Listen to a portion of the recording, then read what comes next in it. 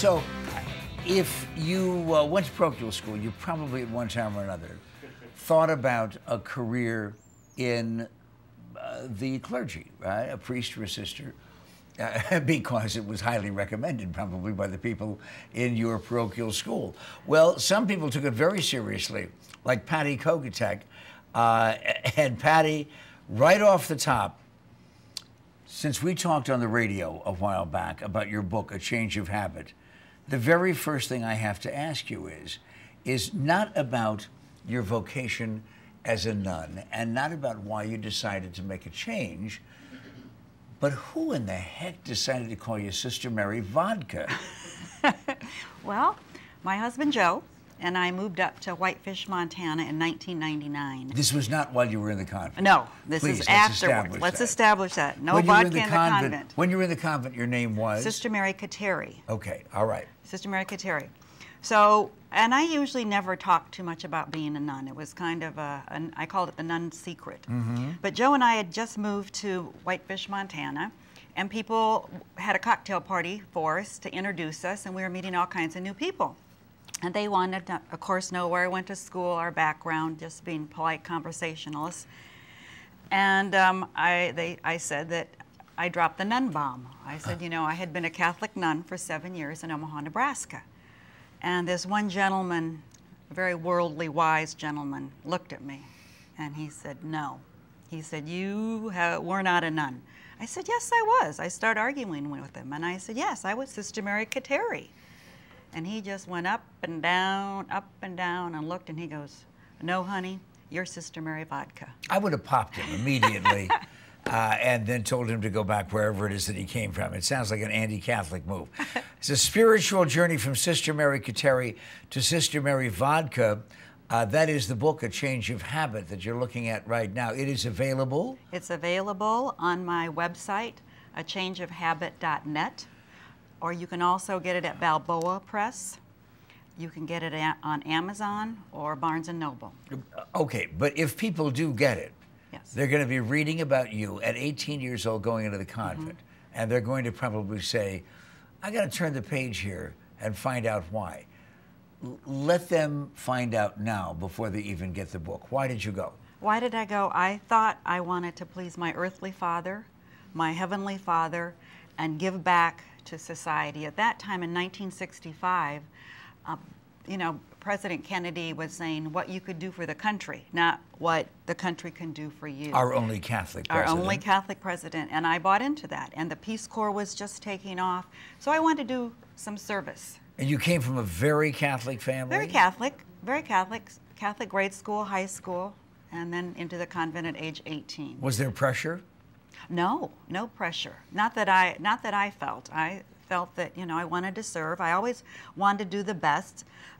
You know, we were brought up with perfection. You know, as Catholics, if we're not perfect, we go to confession and we get absolution and go out and try again. So perfection is there. So you always want to do your best. Give 110%. And so everybody that was always talks about Jewish guilt, but Catholics really refined it. I mean, Jews had 5,000 years, right, to figure out how to be guilty, and we just continue to tweak it in the Catholic Church. And part of the reason you wrote the book is to help people be guilt-free. I wanted to be, because when you have guilt and you live with fear, always trying to please authority or please people, and you make decisions, you make poor decisions based on trying to please others or follow the rules and not really listening to within. And that's where God speaks to you. That's where your decision making should come from. That's your center, that's your core, that's your essence. But I gave that power away, listening to the rules and the priests and the nuns and just trying to please them. Is that why you left? That's why I left. 7 years later? 7 years later. When did you start wanting to leave? I started wanting to leave about 3 months into it. Wow. And I went to the novice mistress and told her I wanted to leave because my parents were moving from Omaha out to San Diego area. And she told me that I was too addicted to my family and I had to leave the material world, my friends, my family behind, and give myself solely to God. Did you leave Catholicism? No, I still consider myself a Catholic, although I have maybe the Pope wouldn't consider me a Catholic. I have different views on divorce and women in the church and birth control. And to me, I'm still Catholic. I think once you're Catholic, that filter's always there. Yeah, but what is that term, cafeteria Catholic? Cafeteria Catholic. What does that mean? Cafeteria Catholic is like going through a cafeteria line. You can pick and choose what you want to believe in, what you want, how you want to worship. So is that what you are? That's why I am a cafeteria Catholic. You still, though, throughout the entire book, seem to be a faithful and spiritual person. I have moved from an external expression of religion to more of an internal. And my faith is stronger now than it's ever been because it's from within and it's personal. I have a personal relationship now with Spirit and with God and with the Source. And it's not just something that somebody tells me. It's not a checklist of, I went to Mass, I said my rosary, I did my examination of conscience, I gave to the church my 10%. So my spirituality matured. Move to the top of the list of the 7 steps to be guilt-free and pick what you think is the most important one. Well, the most important one, I think, was the first one. Don't let religion get in the way of your spirituality. Don't let it get in the way of your relationship with God. Religion is great. It helps man, it gives you words, it gives you services, but sometimes you just rely on that and you don't assume your own personal responsibility. And that's what I did. So that's, don't give it away. Don't let it get in the way.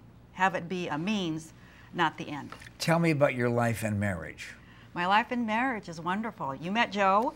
We've Yeah, been but I married didn't meet 20 the years. first one. I didn't Oh, meet the first one? Yeah. Mark. I was Yeah. married to Mark for 12 years. That's an important part of this book. It is an important part because I came out of the convent and 14 months later, I married Mark. And it was too soon. I was too immature. I didn't know who I was. I was floundering. And I remember, and he was 4 years older than I was, and he was ready to get married. He was a good catch. He was Catholic. He hadn't been married before. And he wanted to get married. And of course, our peers at that age, if you weren't married by age 30, something was wrong with you. So he was kind of pressuring me to get married. And of course, I always like to please people. And I tried to say, it's too soon. And I said, I've had purses longer than I know you, but I still married him. Why did you marry Joe? I married Joe because I love Joe. He is kind of a soulmate. We were both raised in the same kind of home, strict Catholic. We had the same guilt. We were guilt sponges. We always tried to do the right thing. And I understood Joe, and he understood me. And we've helped each other grow, and it's been a great relationship. There's some folks I know, I don't know them personally, but I can almost hear their voices across Arizona saying, yeah, you know what? She sounds like she's not only opposed to the convent, at least the experience that you had, but that you're anti-Catholic. Not anti-Catholic at all. I did not write this book to take swipes at the Catholic Church or the nuns or my high school or my family. That's the way it was, in 1960. The church has come a long way. The convent's come a long way. I went back in October to see the nuns, and I met with the provincial, and I told her the book was coming out. I said it was difficult for me to write. It'll be difficult for you to read, maybe. I said practices back then were archaic and severe by today's standards, and we had a wonderful talk, and they've changed, and I've changed, and it's a great relationship we have now. And the relationships, all of them, both husbands, your relationship with the convent, your relationship with the church, and your relationship with guilt, all of them in A Change of Habit. Remind us where to get it. You can get it at Balboa Press, Amazon, Barnes & Noble, and the website, achangeofhabit.net. Here's the real test. Spell your last name. Kogutek. I'll tell you one thing that I'll bet you never, ever practiced, no matter how spiritual you got. You never in the convent once practiced yoga. But if you pay attention to the next segment, you'll learn how. All on the Morning Scramble. In nomine Patris et Filii et Spiritus Sancti.